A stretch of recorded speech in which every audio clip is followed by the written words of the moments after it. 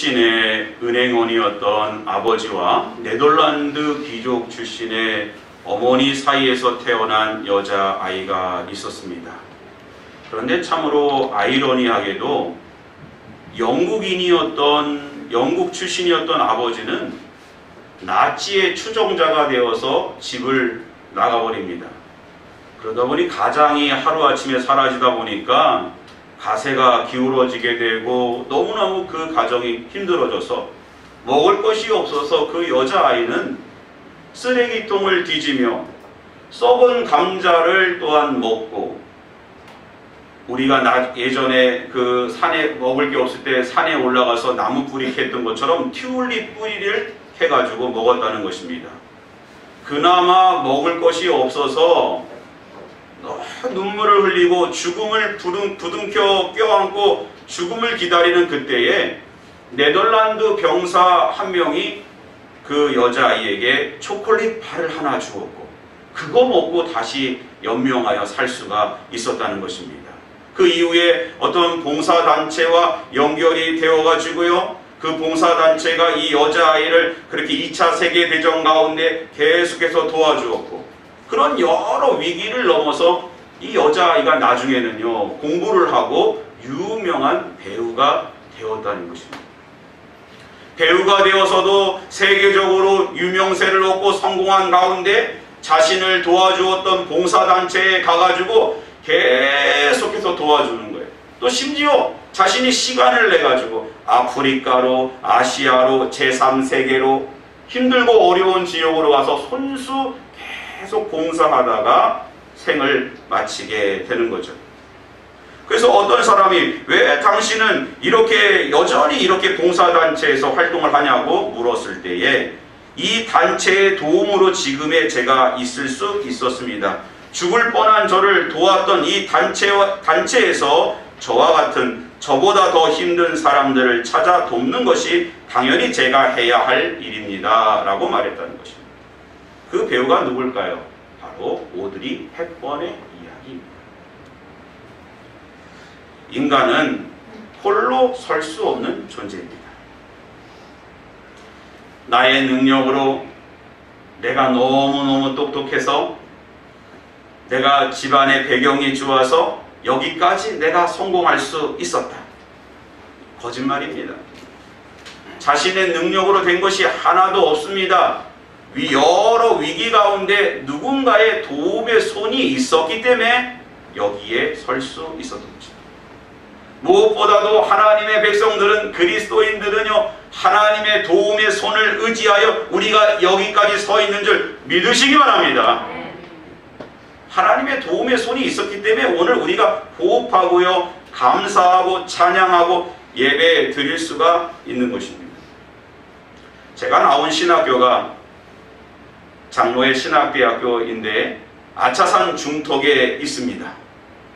신학교에 입학할 때 가보니까 예배당도 제대로 갖춰지지 않아가지고 큰 교실에서 예배를 드렸습니다. 교실도 많이 부족하고요, 교수 연구실도 부족하고 많은 게 부족한 시설이 많았습니다. 그때 학교는 결단하고 예배당과 교실들과 이렇게 건축을 하자, 성전 건축도 하고 교실도 제대로 다시 건축을 하자 결정을 했습니다. 그 당시에 총장님이 누구셨냐 하면 서정훈 총장님이셨습니다. 그분은 어려운 시기에 총장을 맡아가지고 건축을 시작해가지고요, 건축하면 얼마나 많은 돈이 들어가겠습니까? 책임을 맡고 있는 거예요. 건설사가 한 달 지나고 계약한 기간이 지나면 총장실을 찾아가서 노크하고 이제 영수증을 내밀고 돈을 내놓으라고 하는 거 아니에요? 그 돈을 딱 약속한 시간까지 또 줘야 다음 공사가 이어지고 이렇게 하는 것입니다. 얼마나 힘들었을까요? 당시에 서정훈 총장님은 자신이 가지고 있었던 집도 팔아서 건축헌금으로 드리고, 전국적으로 제주도에서 목사님 와서 설교 한번 해주세요. 그럼 제주도에 가가지고 또 설교하고 건축헌금 받아다가 또 학교에 이렇게 하고, 이렇게 한 학기 한 학기 보냈던 것입니다. 그래서 매 학기마다 학기 말 그 예배 가운데 설교하면 본문하고 제목이 똑같아요. 본문하고 제목이. 사무엘상 7장 12절. 하나님이 여기까지 우리를 도우셨다. 에벤에셀이 계속 몇 년간, 수년간 종강 예배 설교는 총장님이 썼는데 항상 에벤에셀. 지난 학기도 하나님이 도우셨기에 여기까지 왔습니다. 지지난 학기도, 이번 학기도 하나님이 도우셔서 여기까지 왔습니다. 에벤에셀이 그렇습니다. 하나님이 우리를 도우셨기에 우리는 여기까지 온 줄 믿으시기 바랍니다. 그러므로 우리는요, 누군가에게 또 도움의 손이 되어야 하는 거예요. 적을 삼고 원수를 삼는 일은 너무나 간단하고 쉽습니다.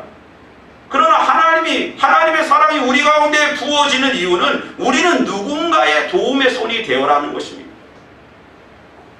남을 죽이려고 하고 해를 끼치면 반드시 그 해가 나에게 돌아오게 되어 있습니다. 그러나 물 한 그릇, 소자에게, 가장 작은 자에게 따뜻한 손 한 번 잡아주고 그렇게 도움을 베푸면 그것이 반드시 우리에게 돌아오게 되어 있습니다. 그리고 하나님 앞에 우리가 자랑하지 말 것은 항상 하나님의 도우심이 우리 가운데 있다는 사실을 기억하고 겸손한 저와 여러분 되시기를 주님의 이름으로 기원합니다. 네. 여러분 다윗을 보세요. 다윗은 일찍이 어린 시절에 사무엘이 베들레헴에 가서 기름 부어 그를 왕으로 세웠습니다. 그를 왕으로 세웠기 때문에 이제는 그가 금방 왕이 되었을 거라고 우리가 생각하지만 그가 왕으로 기름 부어 왕이 되었지만 왕이 될 때까지는 수년의 시간이 지났습니다. 또 10년, 20년이 지났습니다. 그 중간에는요, 사울이 그를 시기해가지고 어떤 노래가 있었어요? 사울이 죽인 자는 몇이요? 천천히. 다윗이 죽인 자는 만만히. 사람들이 또 그런 노래를 불러요. 그러니 사울이 질투와 시기에 사로잡혀서 다윗을 죽이려고 하는데 3,000명의 정예 부대를 결성하고 다윗을 죽이려고 해요. 생각해 보세요. 만약에 누군가가 3,000명이 여러분을 죽인다고 쫓아다니면 살아남을 사람이 여기에 한 명이라도 있습니까? 여러분이 세계 곳곳에 가서 숨어보세요. 3,000명이 작정하고 죽인다고 하면 이 가운데 살아남을 사람 한 명도 없는 거예요. 그러한 위험과 그러한 고난과 아픔 가운데 다윗은 살아남아 유다의 왕으로, 나중에는 헤브론에서 또 나중에는 예루살렘으로 올라가서 이스라엘의 왕이 되어 하나님을 찬양하는데 시편 18편에 이렇게 찬양하고 있지 않습니까? 나의 힘이신 여호와여, 내가 주를 사랑하나이다.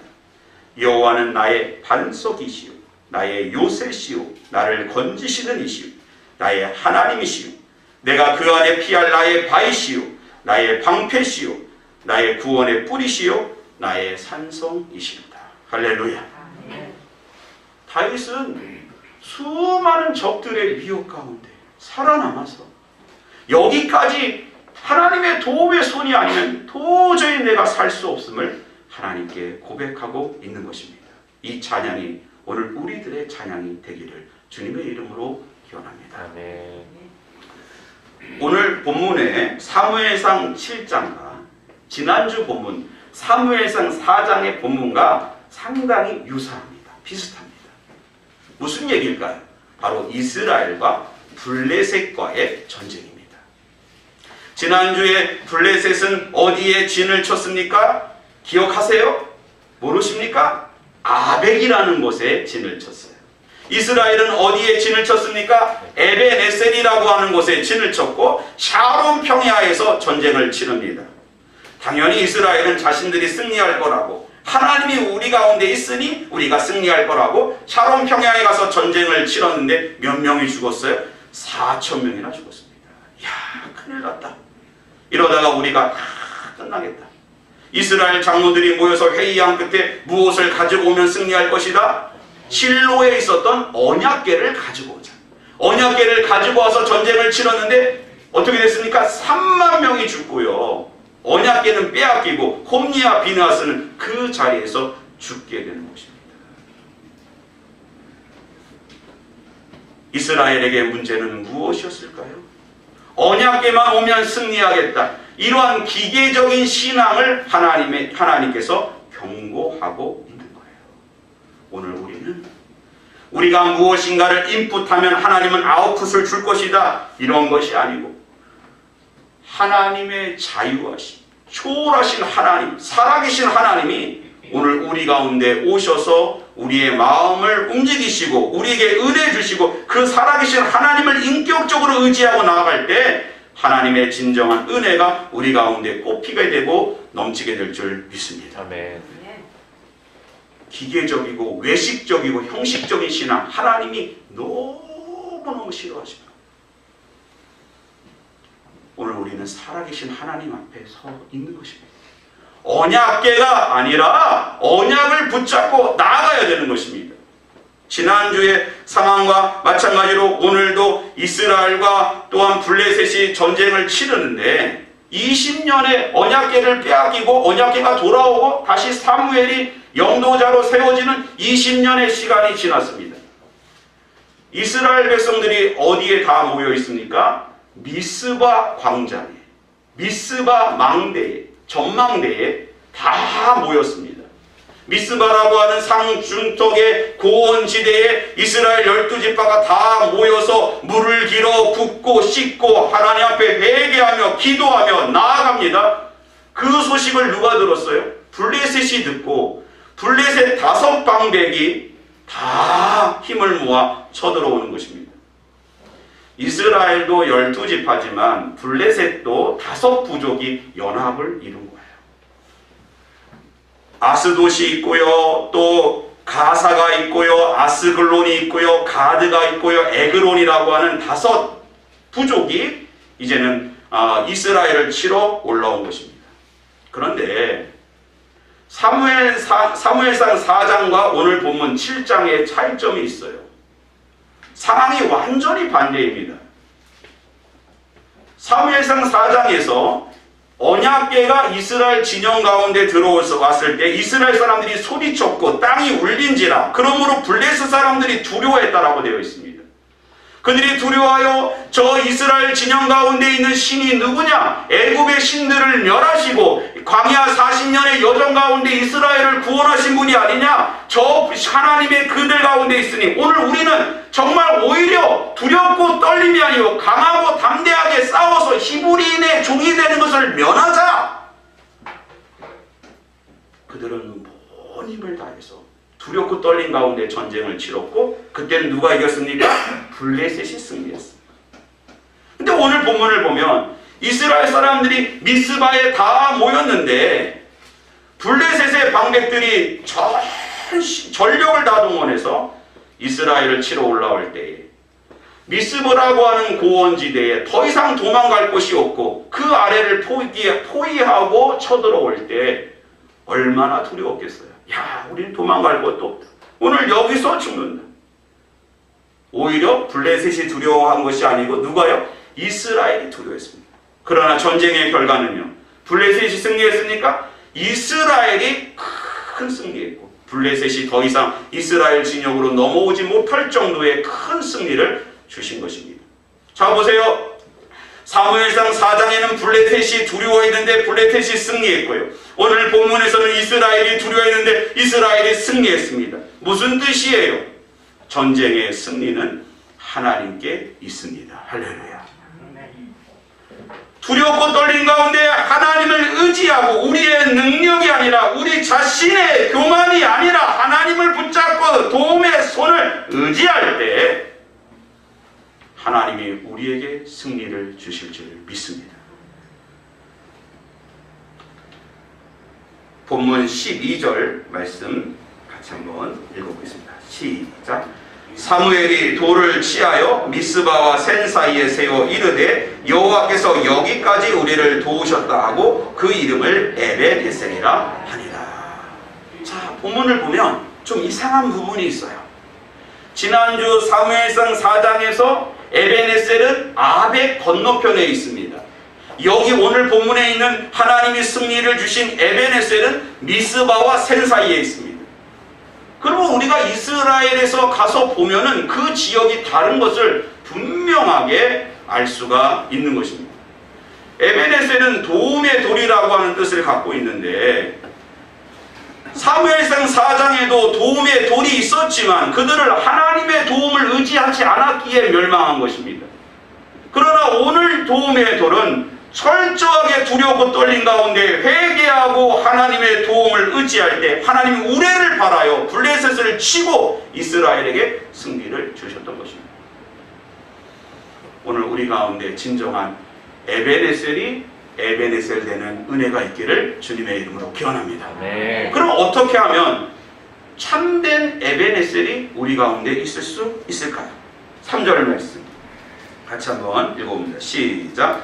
사무엘이 이스라엘 온 족속에게 말하여 이르되 만일 너희가 전심으로 여호와께 돌아오려거든 이방 신들과 아스다롯을 너희 중에서 제거하고 너희 마음을 여호와께로 향하여 그만을 섬기라. 그리하면 너희를 블레셋 사람의 손에서 건져내시리라. 할렐루야.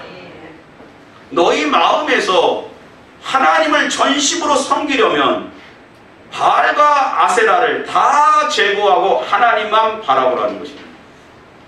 여러분, 하나님을 섬기는 것과 하나님만 섬기는 것은 완전히 다른 거예요. 다른 이야기입니다. 이스라엘 백성들은 지금요 하나님도 좋고 바알도 좋고 그 가운데 어떤 하나님의 도우심이 임할 수가 없는 것입니다. 예전에 어떤 코미디 프로그램을 보는데 남편이 바람을 펴다가 아내한테 들켰습니다. 그래서 아내가 너무너무 화가 나서 당신 그 여자랑 헤어지라고, 당신 나를 사랑하기는 하는 거냐고 막 소리를 칩니다.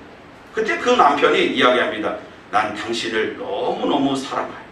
너무너무 사랑해요. 그리고 그 첩도 너무너무 사랑해요. 그래서 헤어질 수가 없어요. 여러분, 이게 뭐 말이 됩니까? 그 아내의 입장에서는요 역겹고 토하고 싶은 거예요.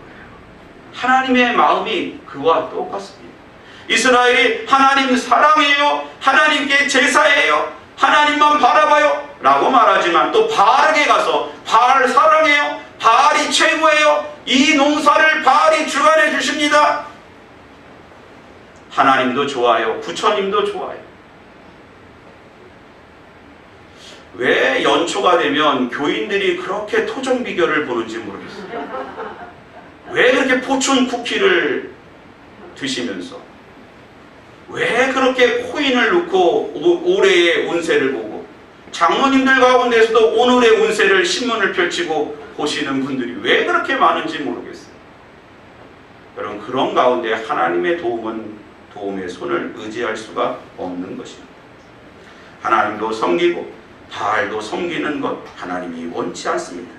하나님은 이스라엘의 섬김을 과연 기뻐하셨을까요?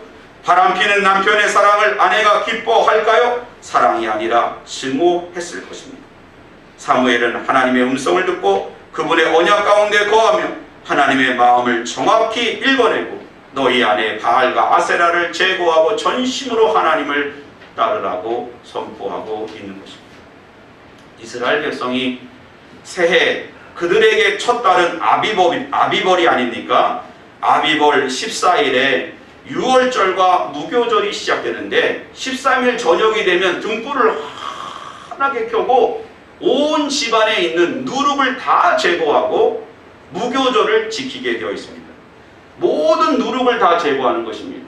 그리고 6월 14일이 되면 유월절 양을 잡아서 그 피를 우슬초에 담가서 좌우 임방과 설주에 뿌립니다. 이 모든 것이 무엇입니까? 그 안에 있는 모든 교만과 우상과 하나님을 향하지 못했던 그러한 모든 죄악을 다 제거하고 전심으로 하나님을 따른다는 것입니다. 사랑하는 성도 여러분, 오직 우리가 하나님만 바라볼 때, 하나님만 의지할 때, 하나님의 능력만 우리가 덧입을 때 하나님의 도움의 손, 진정한 참된 에베네셀이 우리 가운데 있는 줄 믿으시기 바랍니다. 아멘.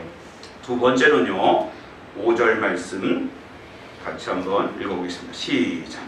사무엘이 이르되 온 이스라엘은 미스바로 모이라. 내가 너희를 위하여 여호와께 기도하리라 하매. 기도하는 사람들 가운데 하나님의 도움이 임하시는 줄 믿으시기 바랍니다. 기도한다는 것은요, 하나님보다 절대로 앞서지 않는다는 거예요. 이스라엘의 문제는 이스라엘이 사무엘상 4장에서 패한 이유를 보세요. 블레셋과의 아벡 전투에서 패한 이유를 보세요. 저들이 다 미리 결정해요. 저들이 하나님보다 앞서가요. 그러다가 다 망하는 것입니다. 오늘 2022년은 우리 새별교회는, 우리 모든 성도들은 기도하며 하나님보다 앞서지 마시기 바랍니다. 기도하며 응답받으며 한 걸음을 나아가더라도 하나님이 앞서가실 때, 그 앞서가시는 하나님을 따라갈 때 반드시 평안과 승리와 감사와 은혜가 충만한 한 해가 될 줄 믿습니다. 이스라엘 백성이 광야 40년의 여정을 마치고 모압 평지에 이르게 됩니다. 모압 평지에서 요단강만 건너가면 가나안 땅이 돼요. 길갈이 됩니다. 여리고가 돼요. 이제는 시온산으로 올라가는 일만 남았습니다.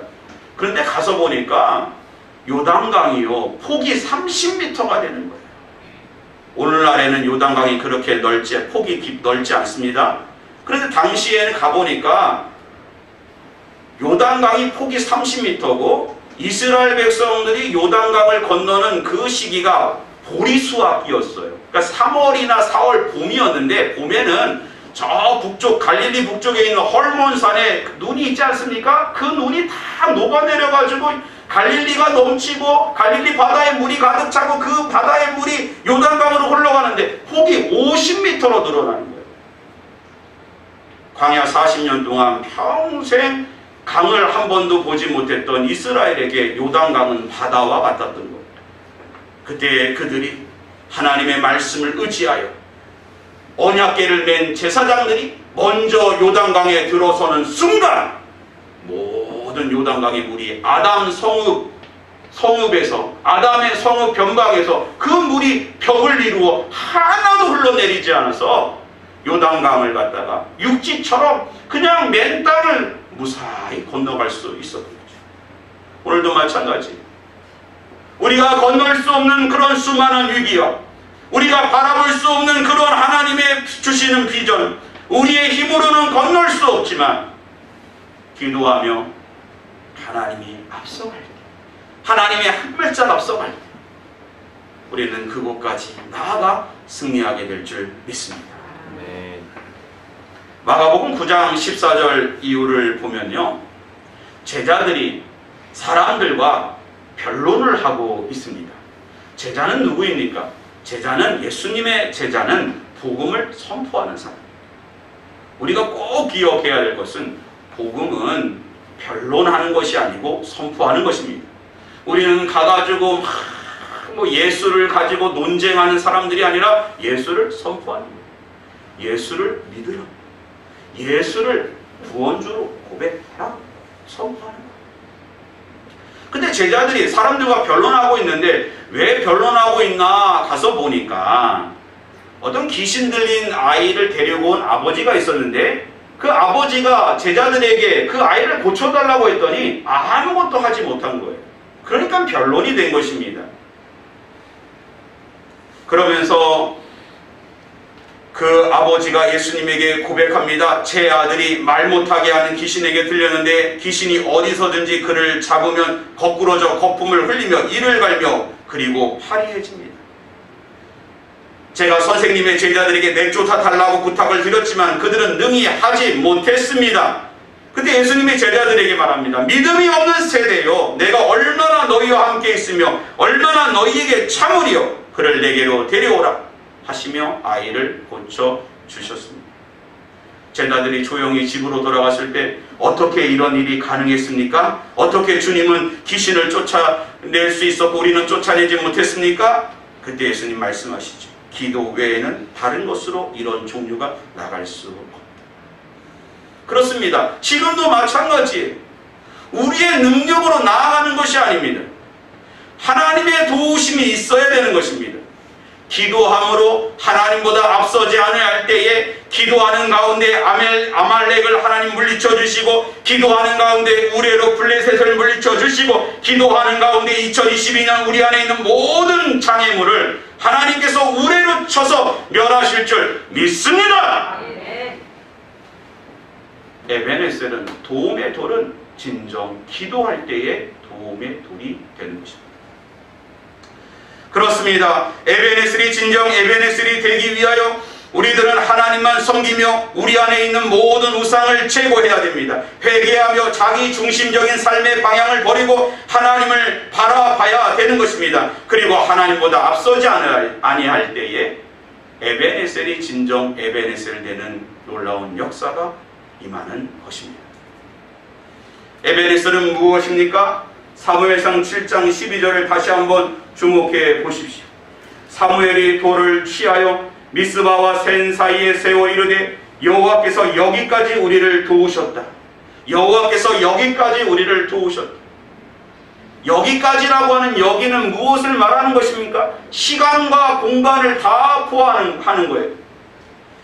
2022년 오늘 1월 23일 지난 날을 돌아보십시오. 수많은 시간 동안 수많은 공간에 하나님의 도움이 채워졌기에 여기에 우리가 설 수 있는 것입니다.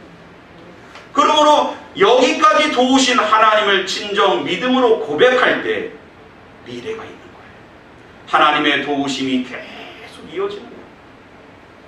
여기까지 하나님의 샛별교회를 도우셨습니다. 이것을 인정하고 고백하고 나아갈 때 하나님의 도우심이 2022년 계속해서 우리 가운데 임하는 한 해가 또 우리의 인생이 될 줄 믿습니다. 기도하겠습니다.